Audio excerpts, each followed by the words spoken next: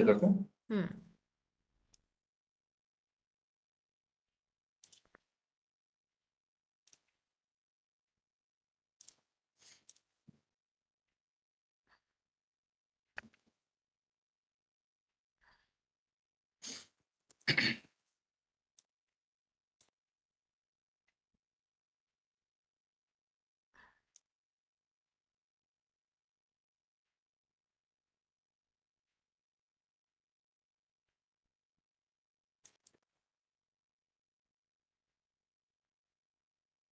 Screen दिसते हैं madam? हो sir, it is visible. Okay, चलिए नेक्स्ट टॉपिक डिस्कस करते हैं। Checking consistency, reliability and validity of data. ये आपका सिलेबस है और ये वाला पार्ट हम डिस्कस कर रहे हैं, कंसिस्टेंसी, रिलायबिलिटी एंड वैलिडिटी। तो एक्चुअली कंसिस्टेंसी और रिलायबिलिटी एक ही बात होती है, ये कोई अलग चीज़ें नहीं है। और इसमें basically reliability and validity testing हम लोग कर रहे हैं। और रिलायबिलिटी वैलिडिटी हम लोग हमारे इंस्ट्रूमेंट की करते हैं, यानी हमारा क्वेश्चनर जो है वो सही पड़ा है क्या, वो चेक करने के लिए हम लोग हमारे क्वेश्चनर की रिलायबिलिटी और वैलिडिटी टेस्टिंग करते हैं, जिसको कहा जाता है reliability and validity testing of the instrument. थोड़ा चेक कर लेते हैं इसमें हम लोग क्या क्या कवर करेंगे। ऑफ कोर्स हम लोग बात करेंगे रिलायबिलिटी की और वैलिडिटी की, ये दो अलग चीजें हैं। पहले करते वक्त वैलिडिटी टेस्टिंग करते हैं और उसके बाद फिर रिलायबिलिटी टेस्टिंग करते हैं। ये क्या है समझाने की कोशिश कर रहा हूँ। आप भी जब स्टैंडर्डाइज स्केल यूज करते हो तो उसका रिलायबिलिटी और वैलिडिटी टेस्टिंग ऑलरेडी हो चुका होता है। और वो जो बुकलेट की मैं बात कर रहा था, उस बुकलेट में स्पष्ट मेंशन होता है कि रिलायबिलिटी और वैलिडिटी टेस्टिंग कौन से मेथड्स यूज करके की गई है। आपने अगर स्टैंडर्डाइज स्केल्स इससे पहले देखी होगी, पढ़ी होगी, तो आपको कुछ वर्ड्स शायद फैमिलियर होंगे कि validity testing is been done by using split half method या फिर अल्टरनेट फॉर्म या parallel form method. Reliability testing is been done by using content validity, construct validity या फिर discriminant validity, and that too Kreuzberg alpha has been reported।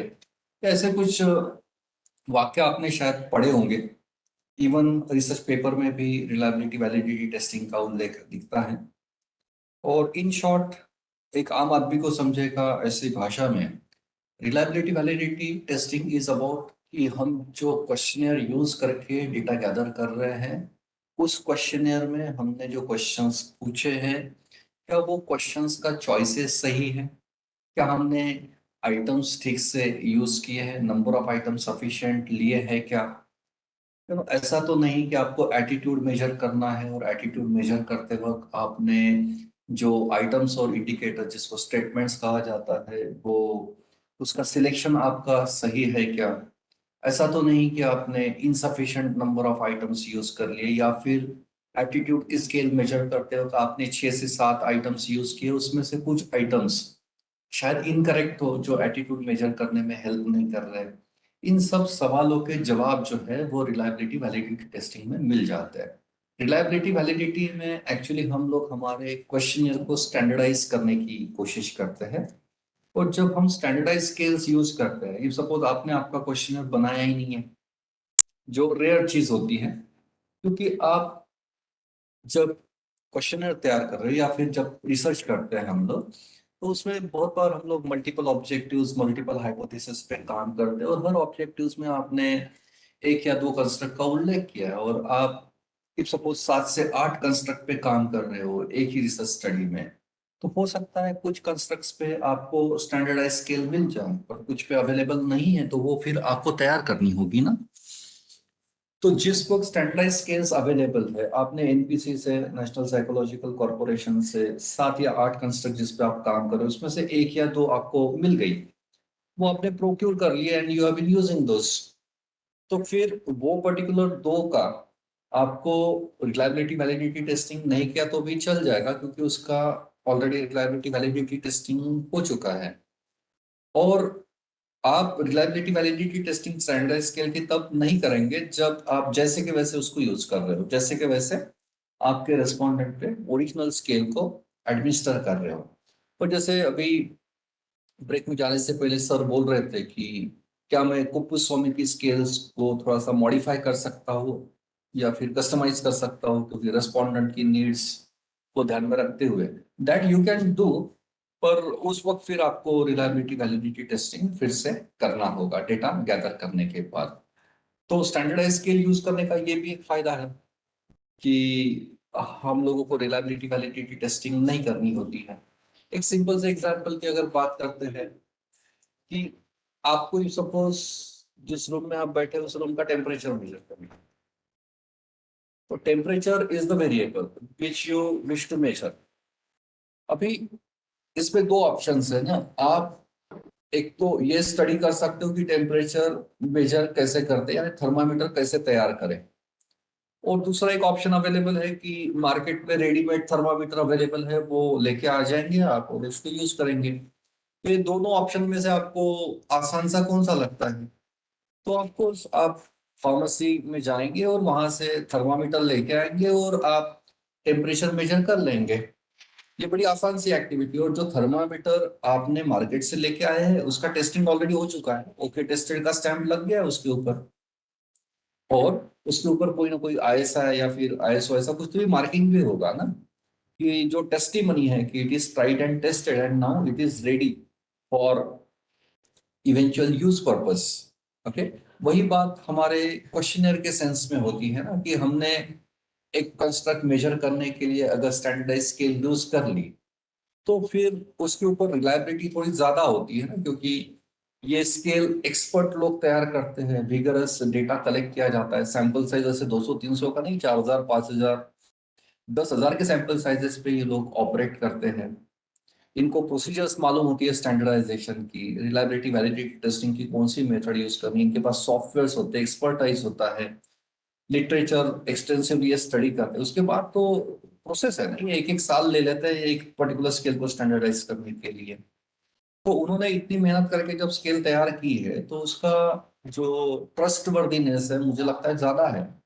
तो हम individual research scholar हैं, तो हम जो स्केल तैयार करेंगे, यानी थर्मामीटर अगर आप खुद तैयार कर रहे हो तो उससे मेजरमेंट लेंगे तो एक किंतु परंतु लगेगा ही ना, कि क्या ये मेजरमेंट सही कर रहा है, क्या ये इंस्ट्रूमेंट ठीक काम कर रहा है क्या। पर वही केस आप अगर मार्केट से जो थर्मामीटर लेके आ रहे हैं ब्रांडेड है जो, उसके ऊपर ट्रस्टवर्दीनेस थोड़ा ज्यादा रहेगा। तो ऑफ कोर्स ये एक फायदा है जब आप हम स्टैंडर्डाइज स्केल्स यूज करते हैं। और ये करना चाहिए, अगर अवेलेबल है तो फिर स्टैंडर्डाइज स्केल्स आपने यूज करनी चाहिए, और हमारा एक स्टेप तो फिर कम हो जाता है रिलायबिलिटी और वैलिडिटी टेस्टिंग का। अभी रिलायबिलिटी वैलिडिटी टेस्टिंग में अगर स्टेप्स आप बोलेंगे तो सबसे पहले हम क्वेश्चनर डिजाइन कर लेंगे, यानी अलग अलग स्केल्स जो 7 या 8 कंस्ट्रक्ट पे आप काम कर रहे हो वो सभी स्केल्स आप डेवलप कर लोगे, and eventually you will prepare and design your final questionnaire. then you will go for self editing purpose and then validity testing come first, फिर डेटा कलेक्शन, उसके बाद रिलायबिलिटी टेस्टिंग। कभी कभी अभी वैलिडिटी टेस्टिंग के प्रकार है। आप जैसे पायलट स्टडी करते हो तो pilot study is a kind of validity testing as well.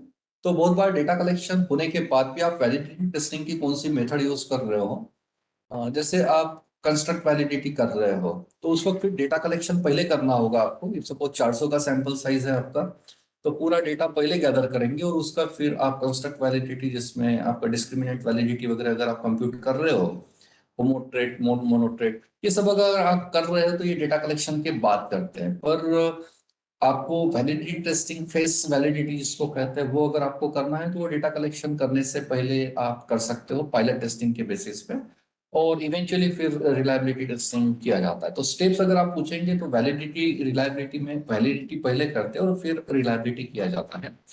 और एक इंपॉर्टेंट चीज कि आपको डेटा पहले कलेक्ट करना होगा पूरे सैंपल से, 400-500 जो भी आपका सैंपल साइज है वो आप एडमिनिस्टर कर लोगे आपका क्वेश्चन है, और वो जो डेटा आएगा उसके बाद फिर रिलायबिलिटी वैलिडिटी टेस्टिंग की जाएगी। तो उससे भी पहले मुझे लगता है हम लोगों ने सेल्फ एडिटिंग कर लेनी चाहिए वैलिडिटी टेस्टिंग से पहले ही। सेल्फ एडिटिंग का मतलब है कि आपका क्वेश्चनर आपके एंड पे अगर तैयार हो गया तो फिर आपको सेल्फ एडिटिंग में एक एक क्वेश्चन थोड़ा सा स्क्रूटिनाइज करना होगा, कि जितने और जो भी क्वेश्चंस आपने इनकॉर्पोरेट किए हैं क्वेश्चनर में, वो चेक करना होगा कि वो क्वेश्चन पूछना जरूरी है क्या। वो क्वेश्चन पूछने के बाद जो डेटा आ रहा है वो डेटा हमको चाहिए क्या, हमारे डेटा के रिक्वायरमेंट में वो फिट बैठ रहा है क्या, वो डेटा अगर आता भी है तो उस डेटा का आप क्या करने वाले हो, या फिर कौन सा ऑब्जेक्टिव, कौन से हाइपोथेसिस को सेटिस्फाई करने में वो डेटा यूज होने वाला है। अगर इन सब सवालों के जवाब ना है तो ऑफकोर्स हम कहेंगे कि वो नॉन इसेंशियल क्वेश्चंस है जिसकी कोई एब्सोल्युटली जरूरत नहीं है। तो ऐसे क्वेश्चन हम एलिमिनेट कर सकते हैं। और कभी कभी क्या होता है, कुछ इंपॉर्टेंट क्वेश्चंस भी स्किप हो जाते हैं। वो खास करके फर्स्ट टाइम रिसर्चर, हम सब फर्स्ट टाइम रिसर्चर्स है और हमने इससे पहले शायद ही सीरियस लेवल पे कोई क्वेश्चनर तैयार किया होगा। ये जिंदगी का अगर पहला क्वेश्चनर है तो गलतियां होना स्वाभाविक है, क्योंकि इतना अंडरस्टैंडिंग, टेक्निकल अंडरस्टैंडिंग नहीं होता है। तो उस वक्त रिलायबिलिटी, वैलिडिटी, ये और भी ज्यादा सेंसिटिव सा इशू हो जाता है। और इस वक्त फिर हम लोगों ने इसको एक्सपर्ट चेक मैकेनिज्म जिसको कहते हैं, वहां से हम लोगों ने इसको कर लेना चाहिए, जो एक्चुअली वैलिडिटी टेस्टिंग की ही एक प्रोसीजर है जो मैं समझा रहा हूँ आपको। पर हमारे लेवल पे हमने अगर क्वेश्चनर तैयार किया हुआ है तो इसको ना, इसको क्वालिटी कंट्रोल चेक होना चाहिए इसका एट मल्टीपल स्टेजेस। और वो पहला मैकेनिज्म मुझे लगता है कि हम लोगों ने सेल्फ एडिटिंग कर लेनी चाहिए, and then we will visit the experts as well. तो अभी यहाँ से आगे फ्लो कुछ हमारा इस तरीके से रहेगा। सबसे पहले रिलायबिलिटी वैलिडिटी टेस्टिंग यानी क्या, ये कंसेप्ट समझ लेते हैं। उसके बाद मेजरमेंट एरर को रिड्यूस करने के तरीके क्या है वो देखेंगे, फिर वैलिडिटी टेस्टिंग और उसके टाइप्स देखेंगे, और इवेंचुअली रिलायबिलिटी यानी क्या और रिलायबिलिटी टेस्टिंग कैसे करते हैं वो भी जानने की कोशिश होगी। मैं इंट्रोडक्शन से शुरुआत कर रहा हूँ। रिलायबिलिटी वैलिडिटी टेस्टिंग यानी क्या, तो ऑफकोर्स आपके हाथ में अगर पेन होगा, बॉल पॉइंट पेन होगा अभी, तो ये आप तक, आप तो कस्टमर हो गए ना, यानी एंड यूजर हो गया। तो आपके हाथ में ये पेन आने से पहले ये फैक्ट्री में तैयार हुआ है, और फैक्ट्री में जैसे तैयार हुआ उसके बाद तुरंत आप तक नहीं पहुंचा है ये। जैसे ये फैक्ट्री में तैयार हुआ ना, तो ये जाता है आपका QC department, quality control department में। थोड़ा सा एक पिक्चोरियल प्रेजेंटेशन कर रहा हूँ। देखिए यहाँ पे आपकी फैक्ट्री है जहाँ पे प्रोडक्ट मैन्युफैक्चर हो रहा है, और ये है एंड यूजर।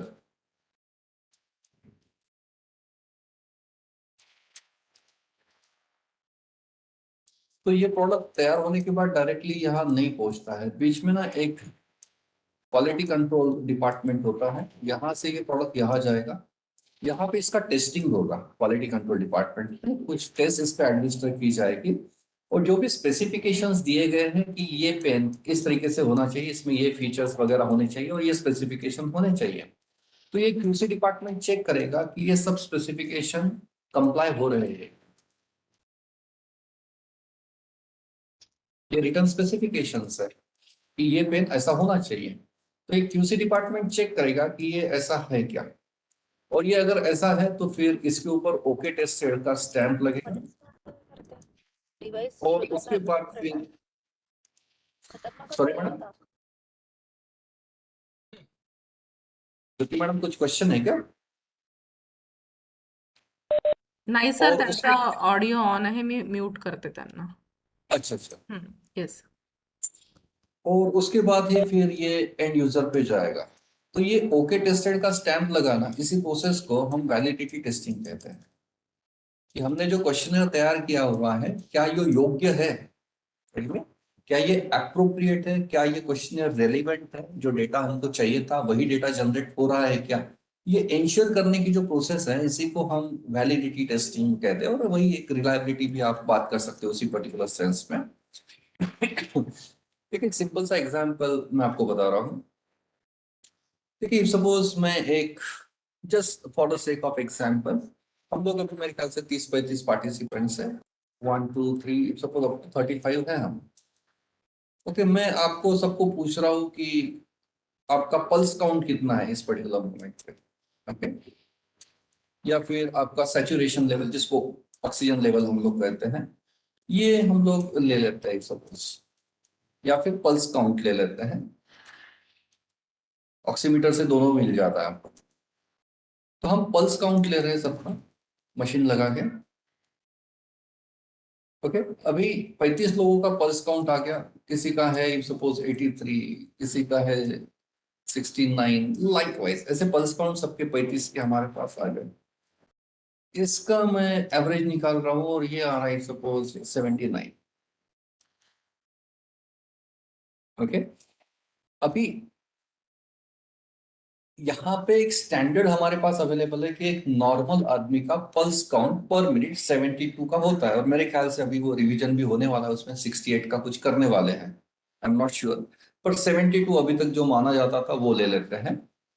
तो इसको हम कहते हैं डिजायर्ड आउटकम शुड बी 72 ना। और ये है हमारा मॉडल यानी ऑब्जर्व। हमारा मीन कितना है सैंपल का, इफ सपोज इट इज 79, और इसमें एरर आई है, आप देखेंगे 72 और 79 में लगभग ये 7 की एरर है, यानी ये +7 की एरर है, सॉरी -7 की। जब हम कोई भी रिसर्च करते हैं तो हमारे पास स्टैंडर्ड वैल्यूज जनरली होती है, पॉपुलेशन के पैरामीटर्स जिनको हम कहते हैं वो है, और हम सैंपल से जो डेटा गैदर करते हैं जिसको हम मॉडल कहते हैं, या फिर हमारा सैंपल मीन या सैंपल स्टैटिस्टिक इनको कहा जाता है। और इसमें हमेशा ही ये दो जो फिगर्स है ये जनरली मैच नहीं होती है, there will some error, plus minus error, tolerance will always be there, okay? अभी ये एरर कितनी है वो डिटरमाइन करेगा कि आपके मॉडल की एक्यूरेसी कितनी है। ये एरर जितनी कम होगी हम कहेंगे हमारा मॉडल ज्यादा एक्यूरेट है, because it is representing the actual population. अगर ये एरर ज्यादा है तो ऑफ कोर्स आपका मॉडल वैल्यू और आउटकम वैल्यू इसमें बड़ा डिफरेंस है, जो हम नहीं चाहते। Desired should be model and outcome should be closely related, or there should be minimum difference or margin between these two values। और ये जो एरर है ये डिटरमाइन करेगा हमारे मॉडल की रिलायबिलिटी। तो ऑफ कोर्स ये एरर अगर हम मिनिमाइज कर देते हैं, ये एरर का इन्फ्लुएंस अगर मिनिमाइज हो जाता है, हो सकता है कि ये 79 जो आया है ये हम लोगों ने शायद सभी ने घड़ियां ठीक से नहीं मिलाई थी, कुछ ना कुछ तो मैनुअल एरर आएगी। हम लोग जो डिवाइसेस यूज कर रहे हैं वो डिवाइसेस शायद अलग अलग कंपनी के अलग अलग ब्रांड के, जिसकी वजह से भी शायद ये डिफरेंसेस आ रहे हैं मेजरमेंट में, या कोई ह्यूमन एरर हो सकती है। तो that error I am talking about, ये एरर अगर मिनिमाइज कर देते हैं हम, तो फिर हम लोगों को ट्रू पिक्चर मिल जाता है पॉपुलेशन का। और हम एज ए रिसर्च स्कॉलर हमेशा स्ट्राइव करते हैं कि we should strive to reduce on the influence of error on our results. और ये एरर इन्फ्लुएंस करने के 3-4 तरीके हैं, ओके? उसमें से एक है, अगर सर्वे आप कर रहे हो तो you should conduct pilot testing. Pilot testing का मतलब है आपका क्वेश्चनर अगर तैयार हो चुका है तो आपको 500 लोगों का सर्वे करना है, तो 500 लोगों का सर्वे करने से पहले हम लोगों ने हमारा क्वेश्चनर 30-35 सैंपल रेस्पोंडेंट्स पे एडमिनिस्टर कर लेना चाहिए, जिसको हम कहते हैं ट्रायल रन। हमारे क्वेश्चनर को ट्रायल रन, ओके? और ये ट्रायल रन से हम लोगों को पता चल जाएगा कि हमारे क्वेश्चनर में कुछ फ्लॉज है क्या, क्या हमारे क्वेश्चनर में ऐसे कुछ क्वेश्चंस आ गए हैं जो अ, हमारे रेस्पोंडेंट्स को ठीक से समझ में नहीं आ रहे हैं, या फिर कुछ रेस्पोंडेंट्स उन पर्टिकुलर क्वेश्चंस पे डेटा शेयर करने के लिए तैयार नहीं है, एंड ऑल।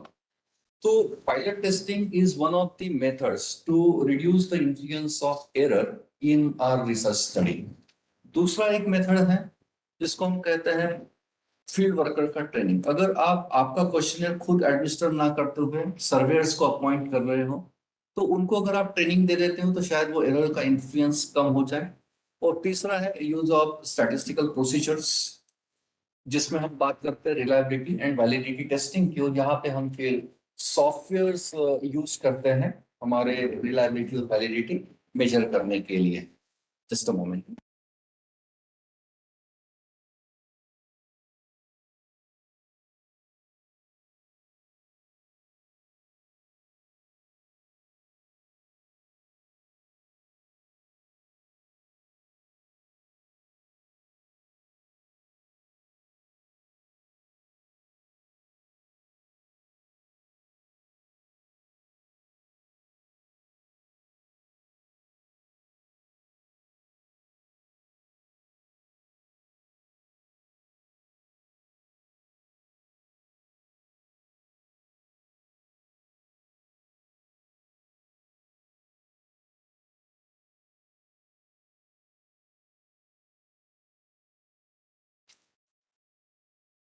ओके, चलिए बात करते हैं वैलिडिटी टेस्टिंग की, जो स्टेप नंबर 1 है वैलिडिटी रिलायबिलिटी की। एक आम आदमी की भाषा में, जैसे एक एग्जांपल आप देख रहे हो, ये आपके साथ कभी ना कभी रियल लाइफ में हुआ होगा कि आप सब्जी मंडी में गए हैं, या फिर जो वीकली हाट्स लगते हैं ना, बुधवार बाजार, लेकिन नागपुर में लगते हैं बहुत सारी जगह पे। तो आपने देखा होगा कि सब्जी बेचने वाला, उसके पास तराजू में ये वजन ना होते हुए वो कुछ पत्थर यूज कर रहा है मेजरमेंट पर्पस के लिए। तो ऑफकोर्स जब आप ये देखते हो कि मेजरमेंट करने के लिए वो इस तरीके के कुछ पत्थर यूज कर रहा है, तो आपके मन में शंका आती है ना, और आप उसको पूछ भी लेते हो कि भाई ये क्या है, तेरा वजन कहाँ पे है, और इसकी क्या गारंटी कि ये 200 ग्राम का ही वजन है। ये जरूर आपके साथ कभी ना कभी हुआ होगा। और हम ये क्वेश्चनिंग क्यों कर रहे हैं? क्योंकि ये जो पत्थर है, इसका रोल कुछ और है। ये पत्थर वेइंग पर्पस के लिए नहीं बना हुआ है। भगवान ने जब पत्थर बना के नीचे भेजा, उसको ये रोल असाइन नहीं किया गया है कि भाई तू नीचे जाके वेइंग पर्पस के लिए यूज किया जाएगा। And that is why this पत्थर is not considered as a valid measure. और वही अगर आप तराजू में इस तरीके के ये वेट्स देखते हो, तो हमारे मन में किंतु परंतु जनरली नहीं आता है, क्योंकि ये इसी पर्पस के लिए बनाया गया है और इसका टेस्टिंग वेस्टिंग सब हो चुका है। ये 200 ग्राम इस पे लिखा है, तो ये 200 ग्राम का ही मेजरमेंट करके देगा। It is for sure, and that is why it is considered as a valid measure, and this is considered as a invalid measure. अभी यही अगर हम हमारे सर्वे प्रोजेक्ट के साथ रिलेट करते हैं, ओके, हम लोगों ने लिस्ट आउट कर लिया है हमारे C1 C2 C3 up to CN, कितने कंस्ट्रक्ट का मेजरमेंट हम कर रहे हैं। ओके, और आपने C1 के लिए कोई एक स्केल बनाई है। ये 5 इंडिकेटर्स आपने यूज किए हैं C1 को मेजर करने के लिए।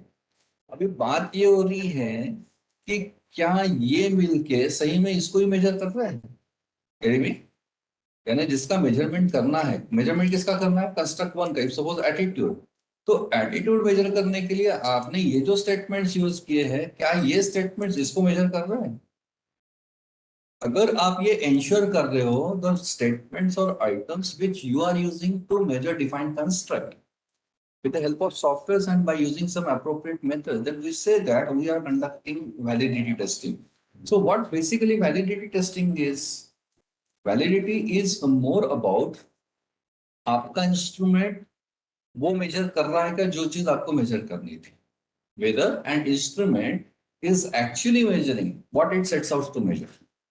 आपको एटीट्यूड मेजर करना था, तो आपका स्केल एटीट्यूड को ही मेजर कर रहा है, या फिर और परसेप्शन या फिर सेटिस्फेक्शन को मेजर कर रहा है। We are ensuring this with the help of softwares.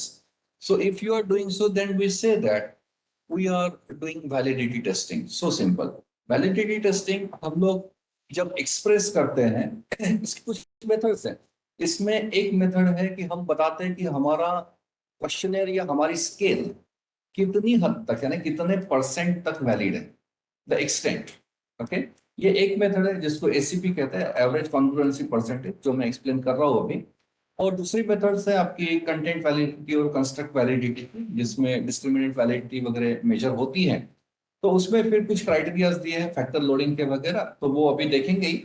पर इन जनरल हम लोग जो वैलिडिटी टेस्टिंग करते हैं, वो बहुत बार परसेंटेज में भी रिफ्लेक्ट की जाती है कि कितनी परसेंट तक हमारा स्केल जो है वो परफेक्ट है और वैलिड है।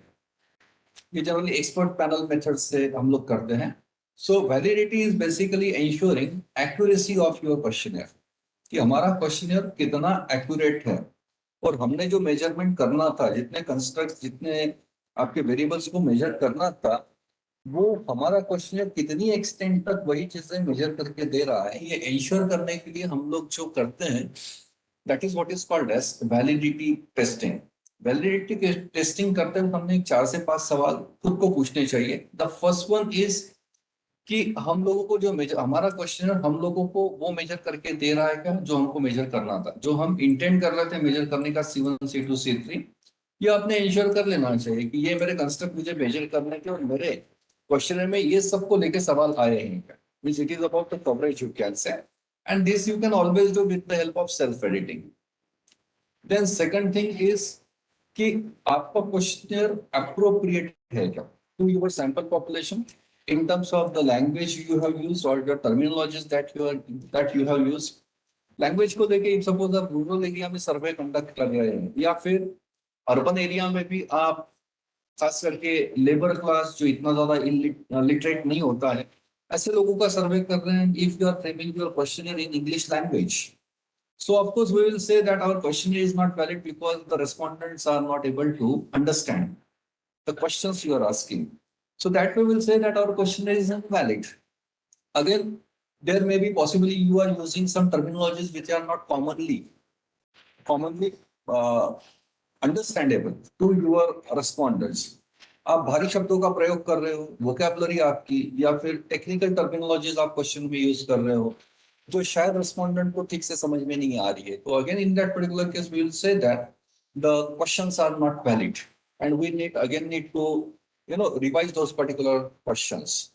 Then the third thing that you need to ensure whether your questionnaire is comprehensive enough in a sense that आपने जितने भी सबसे पहले तो ये करना है हमको V1 V2 V3 और बहुत सारे लोगों को तो यही नहीं मालूम होता है कि ऐसा कुछ एक्सरसाइज करना होता है हम लोगों को कौन से वेरिएबल कौन से कंस्ट्रक्ट पे काम करना है C1 C2 C3 और फिर भी बहुत सारे रिसर्च वाला क्वेश्चन बना लेते हैं without undergoing this particular exercise.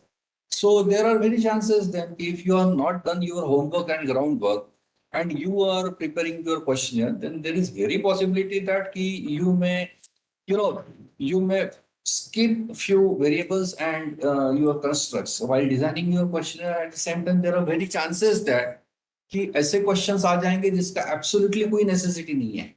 You are asking some non-essential questions. The data on those particular variables are absolutely not required for the system. And this is what is actually happening in real life. कि 3 objective लेके बैठा है बंदा और 125 questions पूछ रहा है. ऐसे क्वेश्चंस देखे हैं मैंने क्वेश्चनर्स रियल लाइफ में देखे.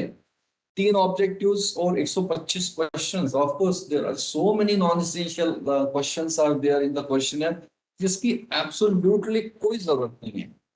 Then we say that our questionnaire is not valid because आपको जो मेजर करना था उसका असेसमेंट बिना किए आपने आपके मन में जो क्वेश्चंस आ रहे थे वो आपने इनकॉर्पोरेट कर लिए. So in this particular case we'll say that our questionnaire is not valid. Then at the same time you need to take into consideration the question types as well, the scale you can say. Let's say if suppose one of the objective number 1 is if suppose to determine the average income of respondents. This is your one of the objectives. Now you know very well income is the variable in this particular sense. So V1 you have identified and now you have incorporated one particular question on income. Your question is what is your monthly net income? This is the question you have incorporated. What is your monthly net income if suppose? This question you have incorporated and you have provided with 4 options below 25,000. Then option B is 26 to 50,000. Option C is 51,000 to 75,000. And option D is above 75,000. So now what you have done, you have identified what variable is to be measured. Accordingly, you have incorporated the question in your questionnaire. But what is the problem with this particular exercise?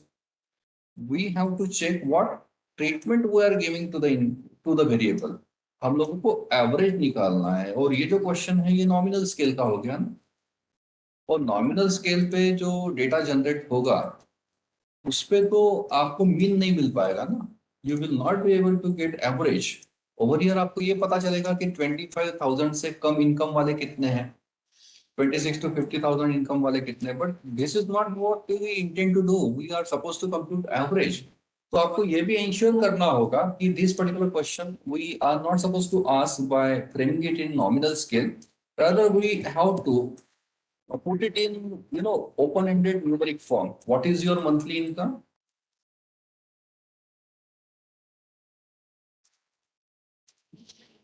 And then keep it blank. Let the respondent respond. Rupees dash dash dash. So this way you will get responses like respondent number 1 का income कितना है, income in rupees. यहाँ पे अभी आपको rupees में data मिल रहा है, and now this time around you will be able to, suppose 300 का सैंपल साइज है आपका, so this time around you will be able to get the average income by appropriately framing the question using appropriate scale. So again, we will have to check. It is not only about inclusion of variable, it is at the same time the type of question you are framing to measure the variable. Again, that is very important to make your questionnaire valid.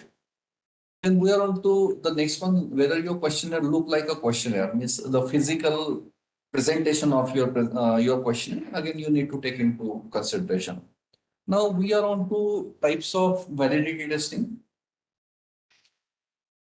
So there are two types of validity testing methods. The first one is expert panel validity and second one is the field test. So firstly, we will understand what is expert panel validity, and in this again we have got several methods, and in field test we are having several methods. So firstly, we are trying to establish validity by using expert panel method. So in this, one of the methods is ACP, average congruency percentage method. I am explaining it to you. So you will have to identify the experts first. और expert की जो definition बोली गई है, मैं एक workshop attend कर रहा था, उसमें वो जो रिसोर्स पर्सन थे उन्होंने इस मेथड के लिए बताया था कि एक्सपर्ट किसको हम कहेंगे। एक्सपर्ट वो पर्सन होगा कि जिसके कम से कम 3 पेपर्स स्कोपस में पब्लिश हुए हैं और जिसको 10 साल का, मिनिमम 10 साल का रिसर्च का एक्सपीरियंस है। ऐसे लोग आइडेंटिफाई करके आप एक पैनल तैयार कर सकते हो। और नंबर ऑफ एक्सपर्ट्स कितने होने चाहिए, तो मिनिमम 3 एक्सपर्ट्स और मैक्सिमम 10 एक्सपर्ट्स का एक पैनल आपको अपॉइंट करना होगा। और उसके बाद फिर आपका जो सिनॉप्सिस है, और खास करके उसमें आपका title, objectives, hypothesis, your research questions, आपका list of variables और constructs, और आपका इन्फोलीट चार्ट, ये इंफॉर्मेशन का एक डॉक्यूमेंट बना के इसका प्रिंट आउट आपको निकालना होगा। और उसके साथ आपने जो क्वेश्चनर तैयार किया हुआ है, ये क्वेश्चनर अटैच करके आपको ये जो एक्सपर्ट्स हैं इनके यहाँ ड्रॉप करना होगा। ओके, और इनको आपको कहना होगा कि इनको ये रेटिंग दें। और इनको आपको ये जो एसीपी मेथड है, इसमें आपको ये पूछना होता है कि आपको कितनी हद तक ये क्वेश्चनर जो है या स्केल है ये ओके लग रही है। तो आपका अगर 3 एक्सपर्ट पैनल का, आपका 3 एक्सपर्ट्स का पैनल है, तो ये लोग कुछ परसेंटेजेस दे देंगे आपको। पहला बोल रहा है कि सपोज 90% तक मुझे ओके लग रहा है स्केल आपका, दूसरा बोल रहा है 95% तक ओके है, और तीसरा बोल रहा है कि 100% तक मुझे सही लग रहा है। तो इसका जो एवरेज आएगा इट इज 95 ऑफ कोर्स। तो इसको हम कहते हैं 0.95 डेसिमल फ्रैक्शन में। ये हो गया आपका एससीपी। और आपके क्वेश्चनर का एससीपी अगर ग्रेटर देन 0.9 आता है, it should be greater then 0.9 SCP, तो हम कहते हैं हमारा क्वेश्चनर वैलिड है। अदरवाइज हम कहेंगे कि हमारा क्वेश्चनर जो है वो वैलिड नहीं है। और आपको फिर इफ सपोज इसने पहले वाले ने इफ सपोज 75% बोला है, तो आप इसके पास जाके डिस्कस करेंगे कि sir what all issues you are finding, कि कहाँ पे मैंने करेक्शंस करनी चाहिए और क्या करेक्शंस करनी चाहिए। फिर accordingly you need to incorporate the changes in your questionnaire. तो ये this is ACP method, and then there is another method that is called as CVI, content validity index. ये भी बता देता हूँ मैं आपको। ये खास करके लिकर्ट स्केल के जो आपके आइटम्स होते हैं, इसमें 2 मेथड्स है, आईसीवीआई और SCVI. ICVI stands for content validity index for individual item. हर एक आइटम, जैसे एटीट्यूड में आपने 5 आइटम्स पूछे हैं, तो हर एक आइटम वैलिड है क्या वो चेक करेंगे। और एससीवीआई यानी एटीट्यूड की पूरी स्केल 5 मिलके, उसको आप वैलिडेट करने की कोशिश कर रहे हैं। क्विकली समझा देता हूँ मैं आपको। आईसीवीआई और एससीवीआई, वही आपको एक्सपर्ट पैनल आइडेंटिफाई करना है और इनको कहना है कि हमने जो स्केल तैयार की है, स्टेटमेंट 1 2 3 4, ओके, ये स्टेटमेंट्स को इनको कहना है कि आपको रेटिंग करें। और रेटिंग ये 4 सेंस में।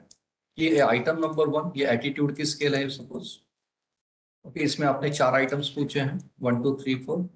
और अभी आप यहाँ पे एक कॉलम तैयार कर रहे हो, यहाँ पे रेटिंग रहेगी एक्सपर्ट पैनल की, और इनको आप कह रहे हो कि 1 to 4 का रेटिंग करें। तो ये रेटिंग चार सेंस में हो सकता है, not relevant, somewhat relevant, relevant और वेरी रिलीवेंट। तो आपका एक्सपर्ट पैनल यहाँ पे आपको रेट कर रहा है कि item number 1 I find it relevant, तो वो यहाँ पे 3 का रेटिंग देगा। फिर आइटम नंबर 2 जो है, इसको इफ सपोज वो बोल रहा है कि इट इज वेरी रिलीवेंट, तो यहाँ पे 4 का रेटिंग दे रहा है। इफ सपोज वो बोल रहा है कि item number 3 is not at all relevant, यहाँ पे वो 1 का रेटिंग देगा, और यहाँ पे इफ सपोज 2 का रेटिंग। तो इस तरीके से इसने रेटिंग दे दी है, और आपको ये चेक करना होगा कि आपके जितने भी आइटम्स हैं उसमें से कितने आइटम्स को 3 और 4 का रेटिंग मिला हुआ है। ओके, जैसे ये स्केल है, आप देख रहे हैं ये आइटम्स है आपके, और यहाँ पे हम इनको पूछ रहे हैं, ये वाली रेटिंग ना लेते हुए 1 2 3 4 वो यहाँ पे रेट करेंगे। ठीक है? और उसके बाद आपके सपोज आपके 5 एक्सपर्ट्स है, और 5 में से 4 एक्सपर्ट्स ने आपके आइटम नंबर 1 को 3 और 4 का रेटिंग दिया है, तो आपका आईसीवीआई स्कोर वो पर्टिकुलर आइटम का 0.8 हो जाता है। And this ICVI should be greater than 0.78। कि अगर ये हो रहा है 0.78 के ऊपर, तो हम कहेंगे हमारा item is appropriate, and we will include that particular item in our scale. This is ICVI. Accordingly we can even compute SCVI, the complete scale का। आप देख सकते हैं ये हमारे इतने सारे 10 आइटम्स हैं, और ये एक्सपर्ट के रेटिंग्स हैं हमारे, और इसका फिर एवरेज निकालते हैं हम लोग। As you can see, item CVI पहले निकालेंगे, और आइटम सीवीआई का यहाँ पे फिर से एक एवरेज आएगा कंपोजिट, और ये आ रहा है 0.9, and it should be greater than again 0.78. And if it is so, then we will say that our entire scale is valid according to SCVI method. Then we are trying to measure the validity by using field method. इसमें 3 methods हैं, एक है content validity, दूसरी है criteria related validity, तीसरा है construct. Criteria related validity हम लोग अकेडमिशियंस यूज नहीं करते हैं। ये जो कॉम्पिटिटिव एग्जाम्स के वगैरह पेपर्स बनते हैं ना, उसको वैलिडेट करने के लिए क्राइटेरिया रिलेटेड वैलिडिटी यूज होता है। तो हम लोग generally academic researchers content validity करते हैं और कंस्ट्रक्ट वैलिडिटी करते हैं। ये मैं थोड़ा समझा देता हूँ। ठीक है, कंटेंट वैलिडिटी ये एक्सपर्ट पैनल के थ्रू होती है, जैसे मैंने आपको बताया आईसीवीआई, एससीवीआई और आपके एवरेज कॉन्फिडेंसी परसेंटेज। उसके साथ साथ एक फेस वैलिडिटी भी होती है इसमें। देखिए, जब हम क्वेश्चन तैयार करते हैं तो हम लोग हमारा क्वेश्चन हमारी गाइड की तरफ से अप्रूव कर लेते हैं, और हमारे गाइड ऐसा कुछ परसेंटेज वगैरह नहीं देते ना, उसमें कुछ रेटिंग वगैरह नहीं किया जाता है। हमारे गाइड सिर्फ इतना ही बताते हैं कि उनका ओपिनियन क्या है आपके क्वेश्चन के बारे में, कि कौन से क्वेश्चंस में उनको प्रॉब्लम लग रहा है, या कौन से क्वेश्चंस आपने निकाल देने चाहिए, और कौन से क्वेश्चंस आपने ऐड कर देने चाहिए। ऐसे कुछ इंपॉर्टेंट इनपुट्स हमारे सुपरवाइजर की तरफ से बहुत बार आते हैं। तो ऑफकोर्स ये मेथड एक्चुअली वैलिडिटी टेस्टिंग की ही मेथड है।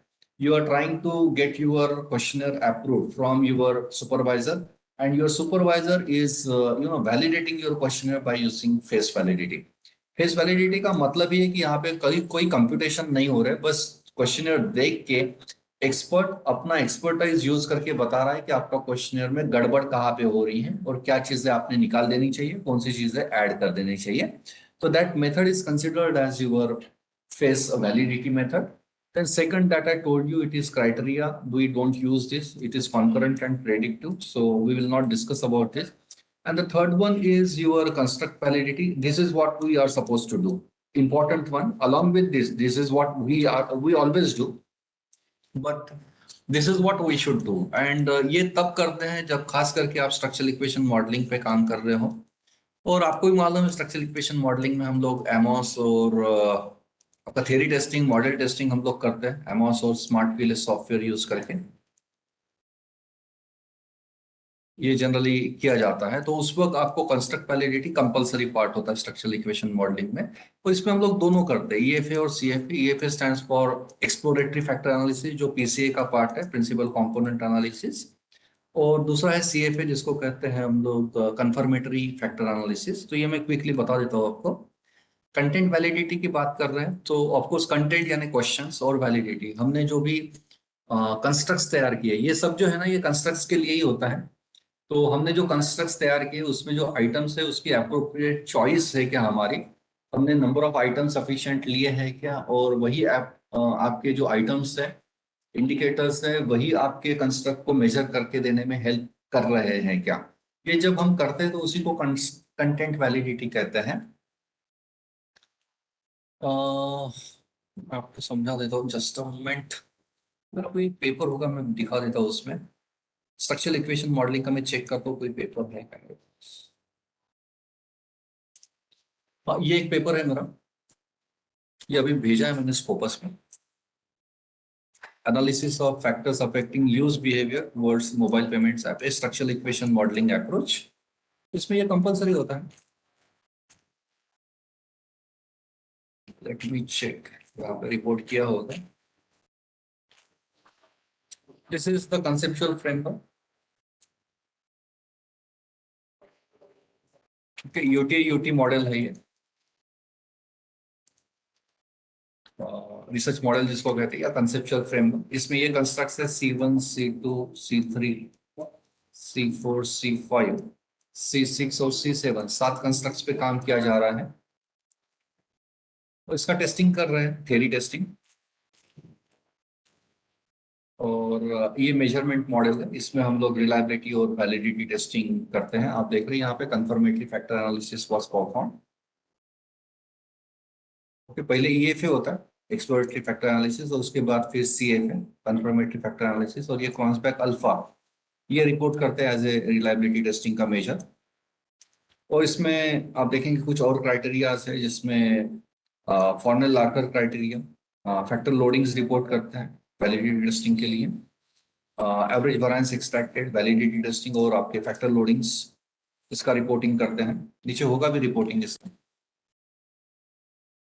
ये सब रिपोर्ट करना होता है हम लोगों को। ये है आपका CFA, कंफर्मेटरी फैक्टर एनालिसिस, जिसमें ये हमारे कंस्ट्रक्ट्स हैं, ये आइटम के कोड्स हैं। जैसे परफॉर्मेंस एक्सपेक्टेंसी, ये C1 है, इसको मेजर करने के लिए 4 इंडिकेटर्स यूज किए गए हैं। इनके फैक्टर लोडिंग्स है ये, और इनके एवरेज वैरिएंस एक्सट्रैक्टेड, और क्रॉसबैक अल्फा, और कंपोजिट रिलायबिलिटी। तो यही हमारा रिलायबिलिटी वैलिडिटी टेस्टिंग का टेबल होता है। इसको रिपोर्ट करना होता है हम लोगों को, factor structure and reliability analysis, as you can see name of the table. और ये है आपकी डिस्क्रिमिनेंट वैलिडिटी टेबल, ये भी रिपोर्ट करते हैं हम लोग। इसमें होमोट्रेट मोनोट्रेट HTMT क्राइटेरिया, इसमें होगा ही SRMR, बाद में नॉन फिट इंडेक्स NF5, और HTMT क्राइटेरिया भी होगा इसमें। ये कंप्यूट करके रिपोर्ट करते हैं हम। और ये है आपका मॉडल टेस्टिंग। ये मैंने स्मार्ट PLS नाम से एक सॉफ्टवेयर आता है, उससे ये किया हुआ है। एक एमोस बहुत ज्यादा यूज होता है मॉडल टेस्टिंग के लिए, और एक स्मार्ट PLS नाम से सॉफ्टवेयर आता है, उससे ये मॉडल टेस्टिंग करते हैं। उसमें भी आपको रिलायबिलिटी वैलिडिटी के मेजर्स दिखते हैं। ये सब हमारे कंस्ट्रक्ट्स हैं।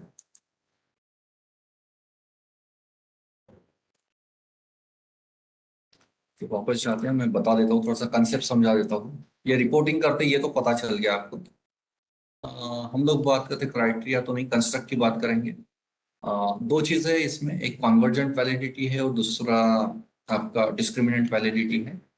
इसमें हम फैक्टर एनालिसिस करते हैं, जिसमें EFA, exploratory factor analysis, construct validity में, और कंफर्मेटरी फैक्टर एनालिसिस। और एक होता है आपका कन्वर्जेंट वैलिडिटी।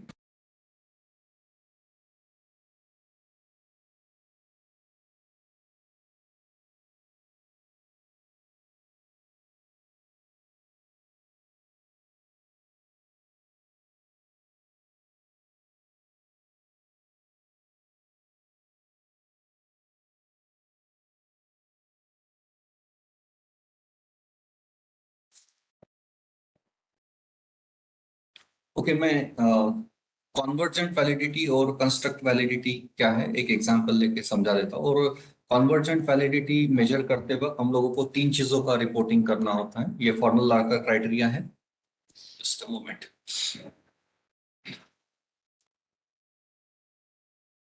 ओके, ये फॉर्मल लार्कर क्राइटेरिया है। कन्वर्जेंट वैलिडिटी रिपोर्ट करने के लिए हम 3 चीजें रिपोर्ट करते हैं। एक होता है फैक्टर लोडिंग्स, दूसरा होता है CR कंपोजिट रिलायबिलिटी, और तीसरा होता है एवरेज वैरिएंस एक्सट्रैक्टेड। ये मैं दिखा देता हूँ आपको कन्वर्जेंट वैलिडिटी।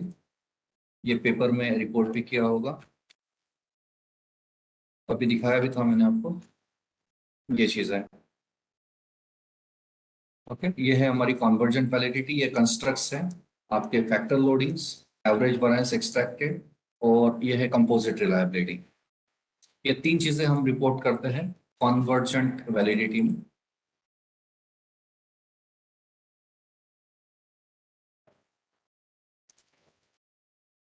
और दूसरा होता है आपका ये जो मैं बता रहा था, ये composite reliability, average variance extracted. इसके बाद होती है डिस्क्रिमिनेंट वैलिडिटी। पहले कॉन्वर्जेंट और डिस्क्रिमिनेंट क्या है वो समझा देता हूं मैं आपको, इसी पेपर से ही मैं समझा देता हूं आपको। जैसे ये मेरा कंस्ट्रक्ट है परफॉर्मेंस एक्सपेक्टेंसी C1, और ये मैं मेजर कर रहा हूँ ये 4 इंडिकेटर्स से। ओके, हम बात कर रहे हैं कॉन्वर्जेंट वैलिडिटी की।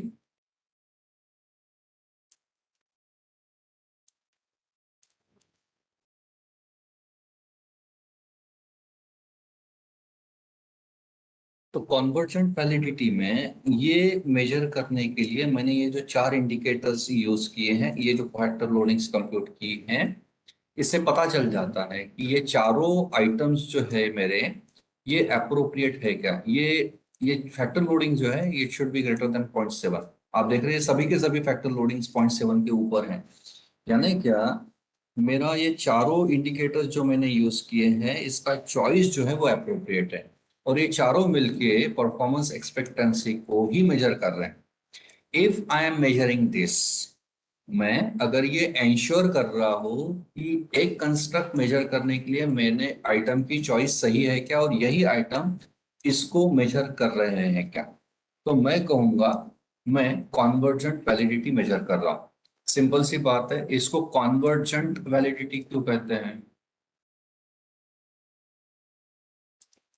जैसे यहाँ पे है परफॉर्मेंस एक्सपेक्टेंसी जो मेरा कंस्ट्रक्ट है,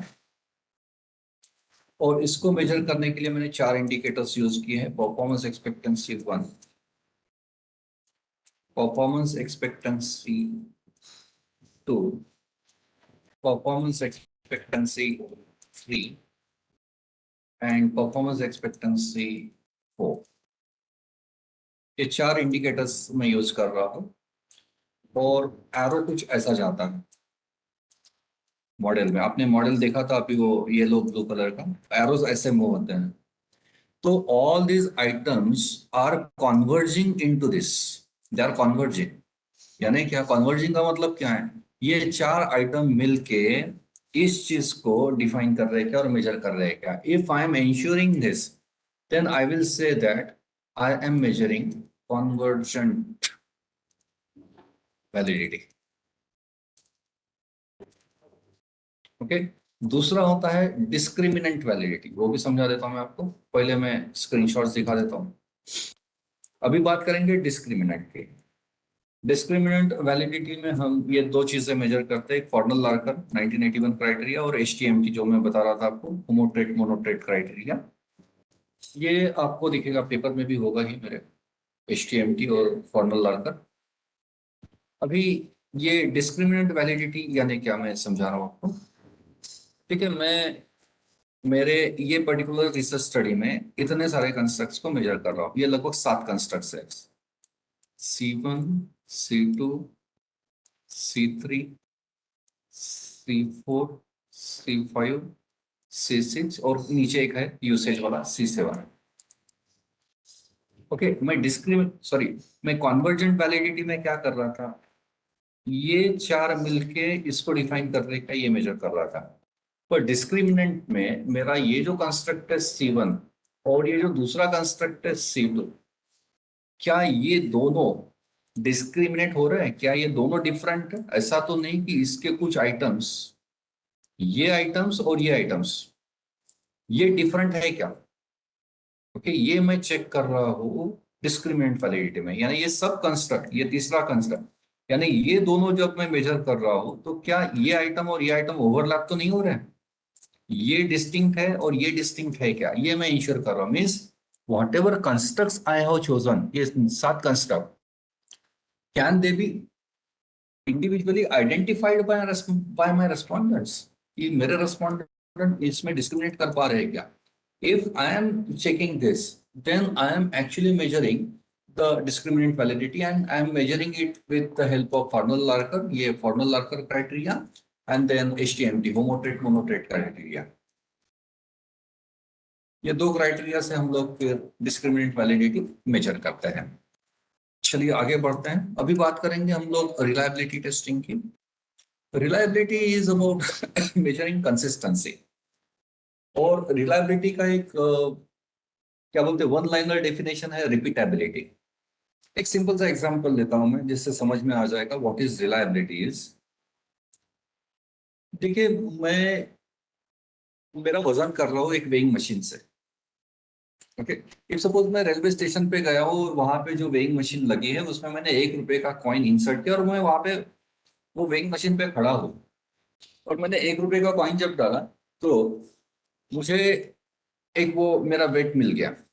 ओके, मैंने आउट ऑफ क्यूरियोसिटी उसके तुरंत बाद मैंने फिर से 1 रुपए का कॉइन इंसर्ट किया, तो फिर से मेरा वेट हुआ और मुझे वो जो टोकन आता है जिसके ऊपर वेट लिखा है वो आ गया। और आउट ऑफ क्यूरियोसिटी मैंने फिर से तीसरी बार एक रुपए का कॉइन इंसर्ट किया और मेरा फिर से तीसरी बार वेट मेजर हुआ। अभी मैं क्या कर रहा हूँ, मैं मेरा खुद का मेजरमेंट वेट का 3 बार ले रहा हूँ रिपीटेटिवली। अगर वो मशीन से तीनों बार मेजरमेंट अगर एक ही आ रहा है कि मेरा वेट इफ सपोज 66 है अभी, तो तीनों बार अगर वो 66 66 66 आएगा तो मैं क्या कहूंगा, वो मशीन रिलायबल है। यानी क्या, वो एक्यूरेट मेजरमेंट करके दे रही है।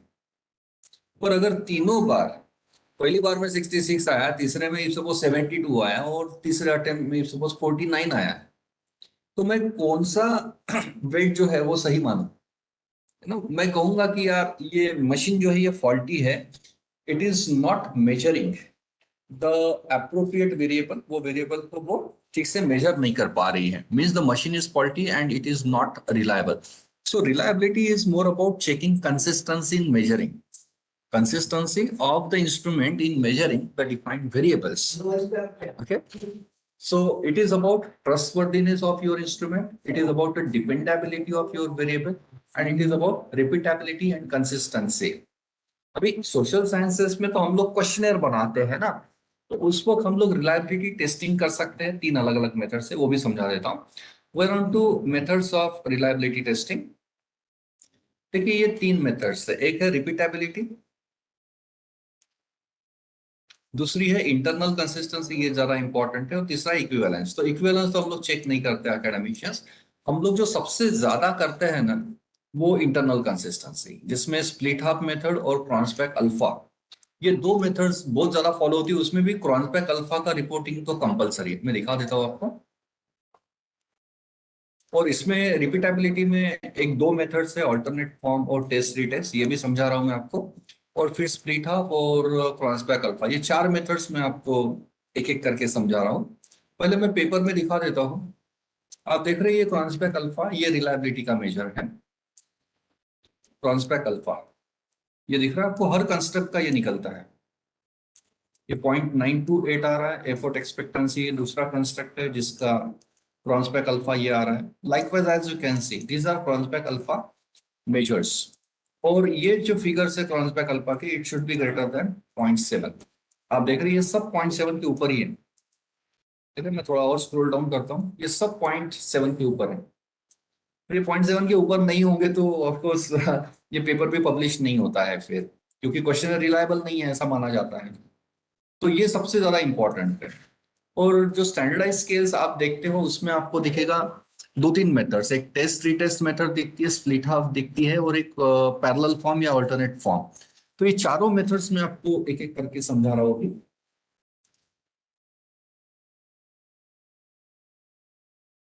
पहले बात करते हैं ये मेथड की, टेस्ट रिटेस्ट, फिर जाएंगे अल्टरनेट फॉर्म में, फिर जाएंगे स्प्लिट हाफ में, और चौथा फिर क्रॉसबैक अल्फा। तो मैं यहां से शुरुआत कर रहा हूँ। टेस्ट रिटेस्ट, टेस्ट रिटेस्ट का मतलब है कि आपने जो क्वेश्चन तैयार किया हुआ है, आपने एक सैंपल रेस्पोंडेंट, सपोज 300 लोगों पे आपने वो क्वेश्चन एडमिनिस्टर कर लिया, वो स्केल है, सपोज एटीट्यूड की स्केल है, आपने डेवलप की और वो 300 रेस्पोंडेंट पे आपने एडमिनिस्टर कर ली, और उसमें ऑफकोर्स स्ट्रांगली डिसएग्री डिसएग्री इस प्रकार के रेस्पॉन्सेज आपने लिए हैं। अभी आप क्या कर रहे हो, एक गैप ले रहे हो 300 का डेटा एडमिनिस्टर करने के बाद, लगभग ये गैप 2-2.5 महीने की होनी चाहिए। हमने वो गैप ले ली और उसके बाद फिर से हम इन्हीं 300 लोगों के पास जा रहे हैं और वही क्वेश्चन एडमिनिस्टर कर रहे हैं। ओके, यानी यहाँ पे हो क्या रहा है, हमने क्वेश्चनर तैयार किया, दिस इज अवर क्वेश्चनर, यानी हमारी एटीट्यूड की स्केल है, और ये हमने एक टाइम पॉइंट पे, टाइम पॉइंट 1 पे हमने n is equal to 300 respondents पे एडमिनिस्टर कर ली और इनके रेस्पॉन्सेस हमारे पास है। अभी एक डेटा शीट तैयार कर ली, इसमें इनके रेस्पॉन्सेस है 1 2 3 अप टू 300, और इसमें अगर एटीट्यूड में हमने 4 स्टेटमेंट्स पूछे हैं तो यहाँ पे डेटा आएगा इस तरीके से। ये रेस्पॉन्डेंट नंबर 1 और यहाँ पे इनके रेस्पॉन्सेस की स्टेटमेंट 1 2 3 और 4, ये वाले 1 2 3 4, और यहाँ पे रेस्पॉन्डेंट नंबर 1 ने सपोज स्ट्रांगली डिसएग्री कहा है, ये हमारे पास रिकॉर्ड आ जाएगा। Okay, this is about time point 1। अभी हम एक 2-3 महीने का लैब जाने दे रहे हैं, 3 months lab, and after 3 months again we are visiting the same respondents, n is equal to 300, and again we are administering the same test, attitude की यही 4 आइटम बचे। Okay, this is your time point 2, and again we will be generating this data sheet in the similar way, 1 2 3 up to 300 respondents, और यहाँ पे आपके responses 4 column में। तो आपके पास क्वेश्चनर एक है और आपने एक ही क्वेश्चनर 2 टाइम पॉइंट पे एडमिनिस्टर किया हुआ। अभी ये जो डेटा शीट्स आई है, ओके, इसका हम कोरिलेशन कोएफिशिएंट निकालते हैं। जैसे ये एसडी यानी ये 1 का रेटिंग होना चाहिए ना, ये रेटिंग कैसे होता है, SD is 1, then disagree is 2, neutral is 3, then agree is 4, strongly agree is 5। तो हम इसको कोडिंग कर लेंगे और ये जो डेटा है इसका और इसका, ये पहले कॉलम का यानी स्टेटमेंट नंबर 1 ये वाले का, हम कोरिलेशन कोएफिशिएंट निकाल लेंगे, कार्ल पियर्सन का आर, और ये चेक करेंगे कि कितना आ रहा है। If it is greater than 0.7 then we say that our questionnaire is reliable, otherwise it is not। Okay, this is method number 1। now we are on to method number 2, that is alternate form method। alternate form में क्या हो रहा है, आपके पास attitude की scale आपने तैयार की है, इसमें 4 आइटम्स आपने पूछे 1 2 3 4, और यहाँ पे भी एटीट्यूड की ही स्केल है, एटीट्यूड टुवर्ड्स ऑनलाइन शॉपिंग है अगर तो ये भी ऑनलाइन शॉपिंग की, ये भी ऑनलाइन शॉपिंग, यहाँ पे भी 4 आइटम्स है। और ये जो स्टेटमेंट्स है इसके सिमिलर स्टेटमेंट्स हम यहाँ पे, सिमिलर का मतलब है हल्का सा ड्राफ्ट चेंज कर रहे हैं, यहाँ प्रेजेंट टेंस यूज कर रहे हैं तो यहाँ पे पास्ट टेंस यूज करेंगे, ऐसा कुछ भी हल्के से मॉडिफिकेशन आप करेंगे। आपका सैंपल साइज 300 का है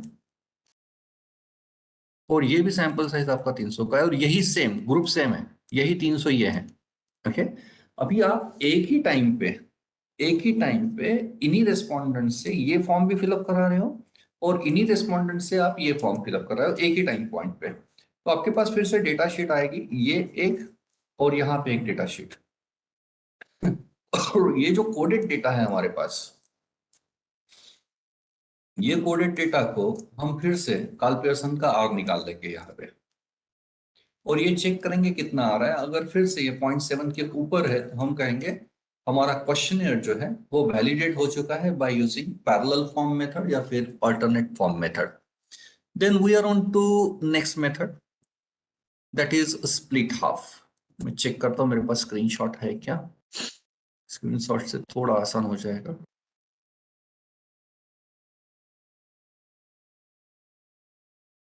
yes it is here.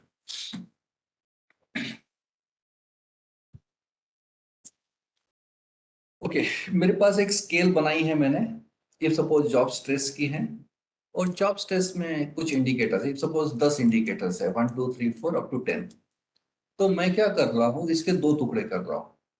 Okay, मैंने डेटा फिलअप कर लिया रेस्पॉन्डेंट से, ये मेरे रेस्पॉन्डेंट्स हैं और ये टोटल स्कोर है लिकट का, और 10 में से इवन क्वेश्चंस जो हैं वो मैंने एक तरफ लिए, यानी 2, 4, 6, 8, 10, ये एक जगह इसका स्कोर लिया, और ऑड क्वेश्चन के जो स्कोर्स आ रहे थे वो एक जगह लिए।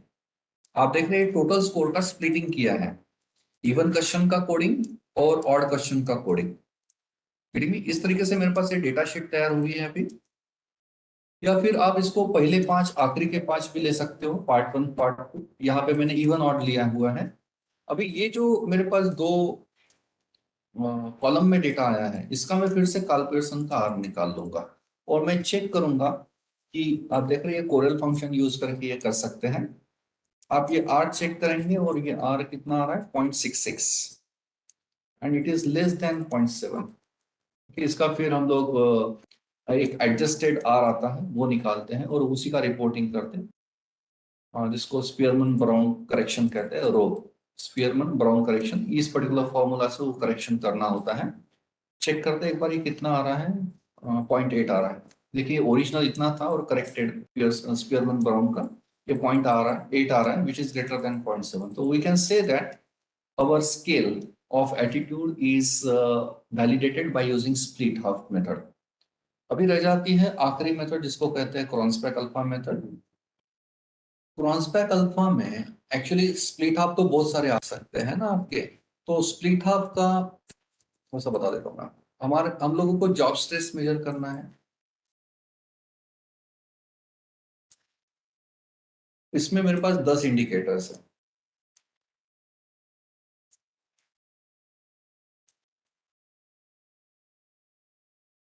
ओके, अभी मैं क्या कर रहा हूँ, इसका स्प्लिट हाफ निकाल रहा हूँ, स्प्लिट हाफ R1।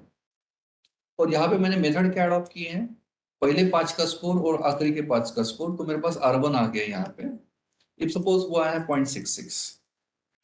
अभी मैं क्या कर रहा हूँ, इसको स्प्लिट करने के लिए इवन ऑड मेथड फॉलो कर रहा हूँ। तो इनके स्कोर्स ले रहा हूँ, इसका मेरे पास स्प्लिट हाफ R2 आ जाएगा, और इफ सपोज ये आ रहा है 0.79।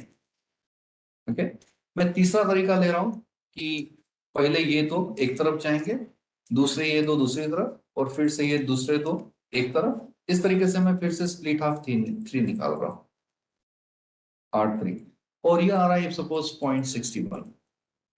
अभी मेरे पास एक ही क्वेश्चनियर के स्प्लिट हाफ के 3 आर्स आ रहे हैं, R1, R2, R3। अगर मैं इसको एवरेज आउट कर देता हूं तो मुझे मिल जाता है क्रॉन्सबैक अल्फा। और इसलिए क्रॉन्सबैक अल्फा ये एक बेटर मेजर माना जाता है रिलायबिलिटी टेस्टिंग का, जो एक्चुअली आपके एक्सेल में भी हो जाता है। मैं बता देता हूँ, फॉर्मूला है इसका एक्सेल में करने का, पर एसपीएसएस में ना करते हुए हम इसको जनरली एसपीएसएस में करते हैं। मैं दिखा देता हूँ आपको, ये एक फाइल है मेरे पास, इसका मैं क्रॉन्सबैक अल्फा कंप्यूट करके दिखा रहा हूँ एसपीएसएस में। SPSS stands for statistical package for social sciences, SPSS. आप देखेंगे ये मेरे पास इतने सारे वेरिएबल्स हैं, ये कंस्ट्रक्ट्स है मेरे। ओके, और ये मेरे पास डेटा है। अभी मुझे क्रॉन्सबैक अल्फा निकालना है, तो मैं यहाँ पे ये स्केल में जाऊंगा और रिलायबिलिटी एनालिसिस, और इन सब का मुझे अल्फा निकालना है। ये मैंने यहाँ पे ले लिए, और अल्फा है, और इसको मैं ओके कर रहा हूँ। एज यू कैन सी यहाँ पे क्रॉन्सबैक अल्फा आ रहा है 0.62, और मेरे नंबर ऑफ आइटम्स कितने थे स्केल में, तो ये 9 आइटम्स थे। वो टीचर का फीडबैक वाज द कंस्ट्रक्ट, और उसमें 9 आइटम्स यूज किए गए थे। और इसमें आप देख रहे हैं ये है आपका क्रॉन्सबैक अल्फा 0.629। कभी कभी ना सोशल साइंसेस में ये 0.6 के ऊपर रहा तो भी चल जाता है, बट 0.7 के ऊपर रहा तो नथिंग लाइक इट। पर सोशल साइंसेस में 0.6 के ऊपर, जैसे यहाँ पे आ रहा है 0.629, तो ये भी बहुत बार इतना एक्सेप्टेबल हो जाता है। So this is how we compute Cronbach alpha and we report it as well. और एक तरीका मैं आपको रिपोर्टिंग का बता देता हूँ क्रॉन्सबैक अल्फा का, जो रिसर्च पेपर में आप रिपोर्ट कर सकते हो। नीचे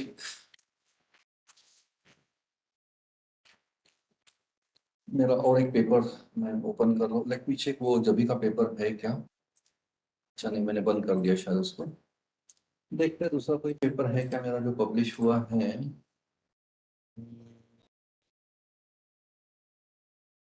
ओके, ये देखते हैं।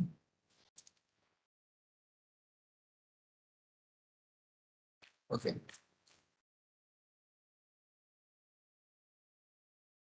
एज यू कैन सी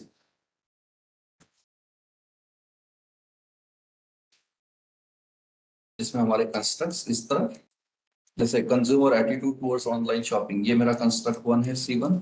इसमें ये आइटम्स में मैंने सिलेक्ट किए थे ये कंस्ट्रक्ट को मेजर करने के लिए और इनके रिस्पेक्टिव मीन और स्टैंडर्ड डेविएशंस। और उसके साथ साथ आप देख रहे हैं ये है अल्फा का रिपोर्टिंग, ट्रांसपैक अल्फा।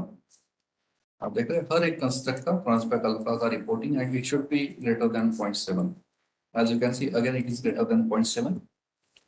और भी कंस्ट्रक्ट्स हैं, ये आप सब देख रहे हैं 0.7 के ऊपर, तब जाके ये पेपर पब्लिश होता है। 0.7 के ऊपर होना चाहिए। और ये ना आपका सैंपल साइज जो है ना वो अगर 300 के ऊपर है, एनीथिंग अबाउट 300 एंड आइडियली 384 के ऊपर अगर आप जाते हो तो क्रॉसबैक अल्फा आपका 0.7 के ऊपर आना शुरू हो जाता है। This one of the important tips from my side. So this is about reliability and validity testing. तो आपको कुछ क्वेश्चंस है तो अनम्यूट करके पूछ सकते हैं आप। मैं समराइज कर देता हूँ थोड़ा सा रिलायबिलिटी वैलिडिटी टेस्टिंग को। वैलिडिटी में हम इंश्योर करते हैं कि हमारे क्वेश्चनर की एक्यूरेसी कितनी है और कवरेज ऑफ वेरिएबल्स हुआ है कि नहीं। पर रिलायबिलिटी में हम कंसिस्टेंसी और रिपीटेबिलिटी चेक करते हैं। So this is the summary of reliability and validity testing. आपके कुछ क्वेश्चंस है तो पूछ सकते हैं आप।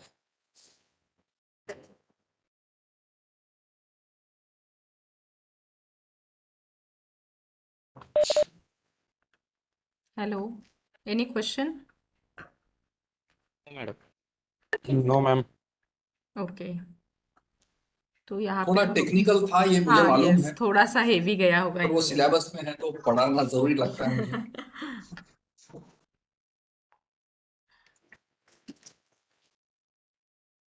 Actually, sir, we are from chemistry background, so we don't need this type of. Don't collect data from the society. आप वैसे जो इंस्ट्रूमेंट यूज करते हो लैब में उसका कैलिब्रेशन और वैलिडेशन करते हो ना आप, इंस्ट्रूमेंटेशन का वही चीज है सोशल साइंसेस में इस तरीके से करते हो उसको। We outsource. We RKMNU doesn't have that instrument, so we outsource these instruments. ये सर्वे प्रोजेक्ट में ज्यादा यूज होता है सर। Yes, sir. Yes.